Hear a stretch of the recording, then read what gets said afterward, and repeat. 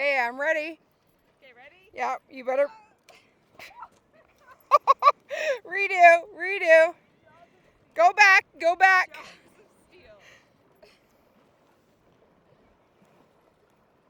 Okay, ready.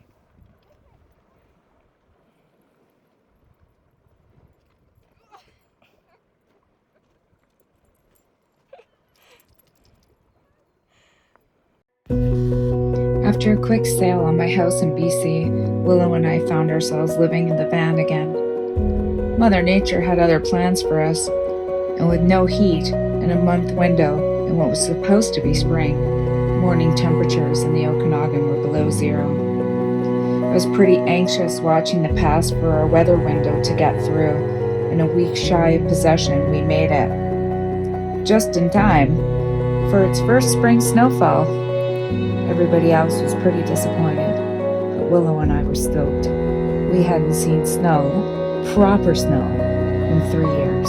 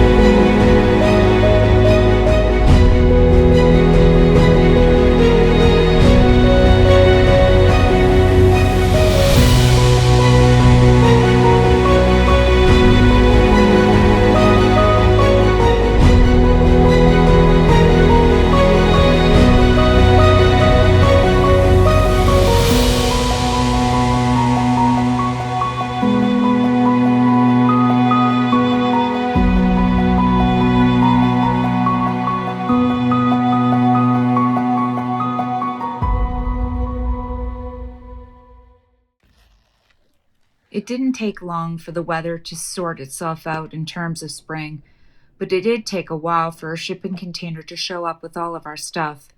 We lived on a little air mattress and just what we had from the van for the time being. We couldn't be out camping because we didn't have a heater. All I have is an electric blanket, and it just wasn't cutting it. I was struggling to find some time to get out and shoot and just be out in nature, which is what I moved here for. But it all came in good time, and with spring over, we got our very first false summer. The thing about Alberta and its false seasons is that it's a photographer's paradise. If you're not familiar with the erratic weather here, it's basically a yo yo between winter, a very short autumn, and some semblance of summer. When the weather is wild and unpredictable against the backdrop of the Canadian Rockies, for a photographer and videographer, it's hard to go wrong.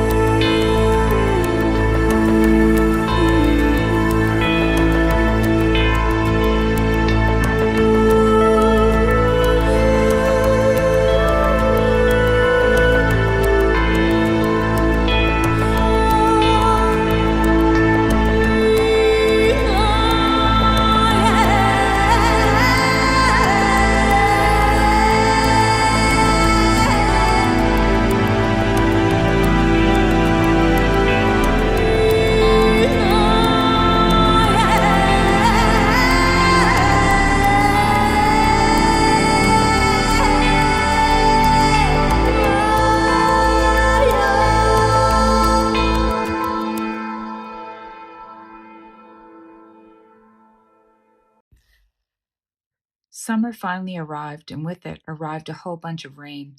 Both Canmore and Kananaskis got hit the hardest. We used the time to hunker down in the house and do things like painting and unpacking and all the things that come along with moving from one province to another. But once the weather cleared up, we had company come and visit, and we found the time to get out and go for a little stay in the van. It's been so nice to have my favorite places so close by and share them with people that I care about.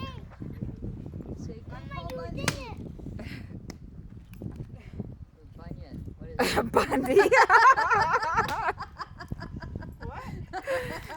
She kind of mixed up Paul Bunyan and Ted Bundy. She got a little confused. My form not good? Oh, it's great. It's great. You got a little tiny one. You got a little tiny one.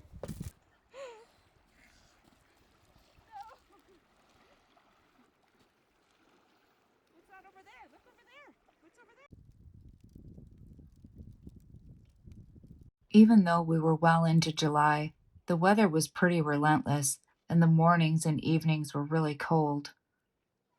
Maybe we're getting a little bit soft in our home ownership era. Or maybe it was just time to switch things up and get ourselves a heater. I had built the van in the Okanagan Valley and then moved to the island. In both those places, I didn't need heat. It was warm enough just to be snuggled down in the sleeping bag with Willow. But now that we're here, it's just not cutting it. I started looking for a builder to help me out, as I didn't really want to drive all the way back to Comox to get Max and Sam to lend me a hand. I did some research on heat alternatives, but it just wasn't what I wanted. I knew I wanted an S-bar installed directly into my gas tank. Not only that, I hadn't bothered to put water in the tank for the last couple of years because I was always on the fly. Now that I have water in the tank and the water system is in motion, I'm going to need that heat to make sure that my systems don't freeze up. And I'd kind of like to go camping when it's cold. With a couple bookings looming in September, both of which are 4 and 5 days long, it's going to be imperative to have some heat during that time. With the cost of moving provinces, I've postponed my trip to the Yukon. It's been a trip in the forefront of my mind for a year now, and I don't suspect that will change. Aside from a heater install, Liv needs a few things to get Yukon ready. I've been leaning on the idea of some suspension work and also toying with the idea of leaving her with a friend in Whitehorse and renting 4x4 for the Dempster up to Tuck. Like all things van life, I've learned to pivot on a moment's notice and not get too attached to plans while still knowing and believing all the adventure dreams I have will come into fruition. As it stands, I'm pretty content in the moment and where I am now. Life here is good, so I'm in no rush to leave.